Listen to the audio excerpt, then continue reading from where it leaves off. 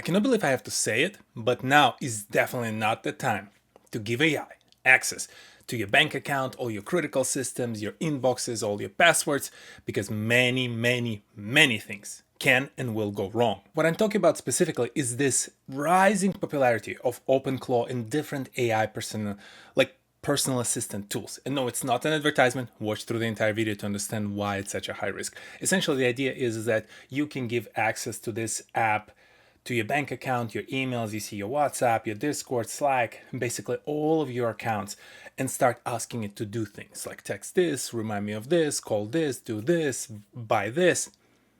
On paper, sounds great. As someone who spent over 6 years in cybersecurity, granted, not doing the actual cybersecurity research, but being in the business operations, you kind of have to understand what you're selling. So I spent a ton of time with the AI, not the AI, infosecurity researchers, and there's so much that can happen today in terms of informational security exposure. People prompt inject, which is essentially the process where within the code or within the chatbot itself, you can inject certain prompts to do things like go and transfer all the money from this bank account to my bank account without you knowing. You can also do things like, again, poisoning and doing all sorts of information in terms of providing incorrect information, references to different libraries. Ensure that if you install that agent, instead of when you tell them to do XYZ, they go and again, siphon your money away, copy over your social security information, transfer all sorts of information without you ever knowing. The thing that you have to realize is that unless you can actually read the code within those installers, and which means you should really be a software engineer, and unless you're also very much aware of how different kind of attack vectors work from the information security perspective, essentially what kind of things hacker would use to go and attack someone's machine, attack someone's environment. Again, you should not be using those things because you should be able to not only read the code, but also predict, okay, I see the exposure from this and this and this vector from the information security perspective. I should not be using this thing. I cannot believe that so many people just went ahead and start installing this application left, right, and center. And there's been reports about essentially, I think close to like 40,000 accounts have been exposed with complete open access to everything that they've provided to their operators, to their AI assistants. But there's also the other reason why you should not be doing this. You see, it's easy to say, yeah, Tahir, but those AI chatbots or whatever agents, they were written by someone else. I'm using ChatGPT or I'm using Claude, right? So I'm with Anthropic or OpenAI. OpenAI started to soften their language from we are responsible for the security of the applications we provide to you to it's a shared responsibility. We should all be considered. So basically still slowly creating the foundation to say, hey, the fact that you got hacked and all the information got leaked when we ask you to upload your medical records into our system, shared responsibility, 50-50. We don't owe you anything. It was really your fault. It's like 60-40, maybe 80-20. Anthropic did the same exact thing. And again, we'll talk a little bit more about their vows with Pentagon and everything else, but even they're slowly starting to soften the language around information security within their applications. The reason why? It's freaking hard. It's easy to steal a bunch of media, to steal a bunch of code, steal a bunch of literature and all sorts of work, pump it into some of these, models, and then spit out clever responses to your questions. It is completely different to ensure that as you create applications using this vibe coding method, whether it's specifically Claude, which is a very popular tool to create applications these days, but even ChatGPT is trying to enter the space, they realize thinking through the information security aspect of these things takes a lot more work than make no mistakes and make it secure, something like this, right at the end of the prompt. You have to really be knowledgeable about understanding about different, again, attack vectors. I'm not going to bore you with details, but there are companies out there that literally their whole business model is sitting there and researching and understanding, browsing the dark web and everything, and like understanding what kind of attack methods people use, what do they do, how do they steal the credentials, how they navigate through the environment, how they place some sort of like sleeper code within your code base to make sure they can reactivate it 2 years later when they need it to steal all of your information. It's a real weapons grade level, war between those two, meaning like it just constant, someone comes up with a solution to the prior problem, one of those black hats come up with a new way to hack your system and they have to come up with a new solution. So which places The requirement on Anthropic, on OpenAI, to go and stay up to date and keep up the pace with this technological war between the two parties, the information security kind of like analysts and white hats and the black hats and those who are trying to hack and steal your information, steal your money, they have to be on top of that game completely to make sure that they can take into account all that research and all this war into their code as their models generate the code for you to use into your applications, whether it's a personal agent or you're building the website that can potentially store a lot of private information. The problem is these companies are for-profit organizations. They don't want to be bothered with this kind of stuff. They can barely keep up the pace with each other in this competition and buy enough compute power, buy enough RAM and memory and all that stuff, burning through billions of dollars every month just to compete with each other. The last thing they want to do is go and stay on top of all this information security, which is a completely different industry at this point for them. So what they do is they soften the language. They say, yep, it's not our problem. It's a shared responsibility. It's not our problem. It's whatever, right? We're going to work on this together with you and essentially move towards more of a place where if something happens, if Claude generates the code for you that you didn't know how to check correctly for the exposure and your company gets hacked or you leak a bunch of private information and say you're in Europe and you're in a big doo-doo when it comes to GDPR and those kind of laws, or God forbid, all of your banking account, the credit card information of your customers is leaked, you're done for as a business, but it's not their fault. It was a shared responsibility.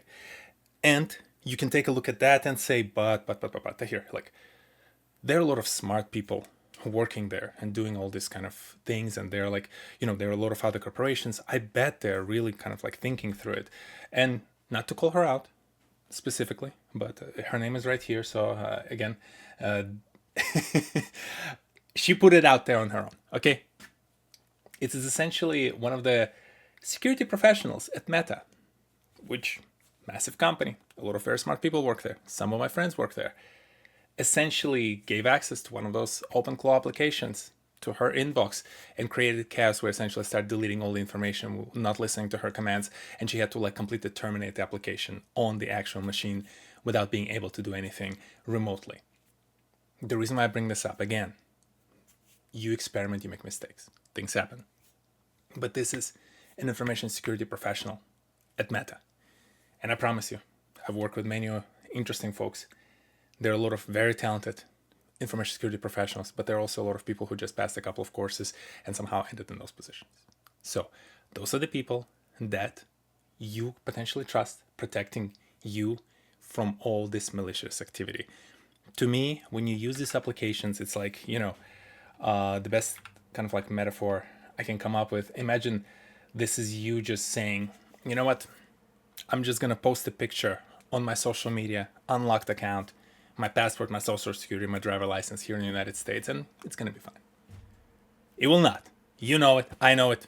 It's not going to be fine. You cannot necessarily trust these companies to do the right thing by you, because that's where we come to this whole story about Pentagon.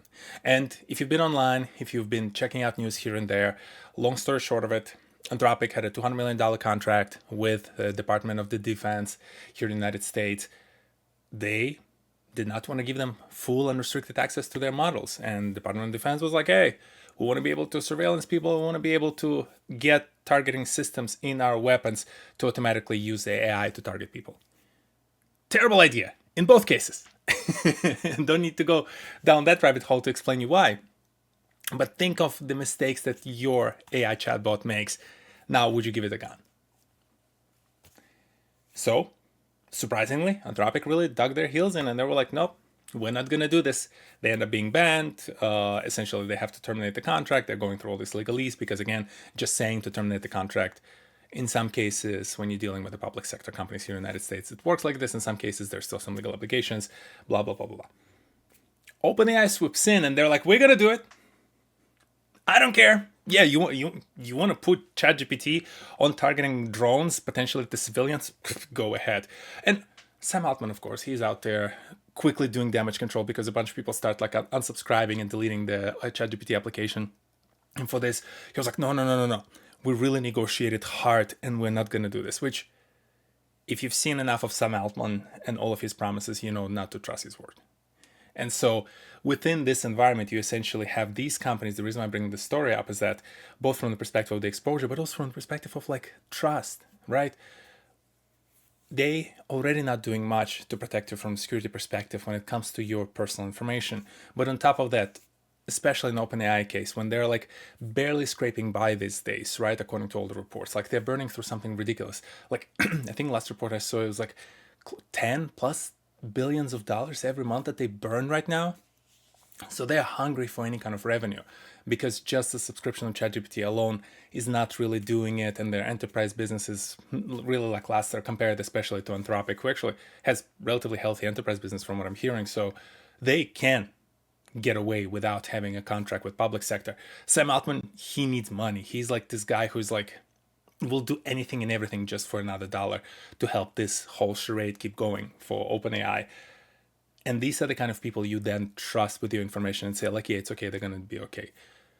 You might trust them more, right? You might say, no, actually, I've seen enough of Sam Altman. I think he's a decent guy, just bad reputation, blah, blah, blah. My problem is your name on this list.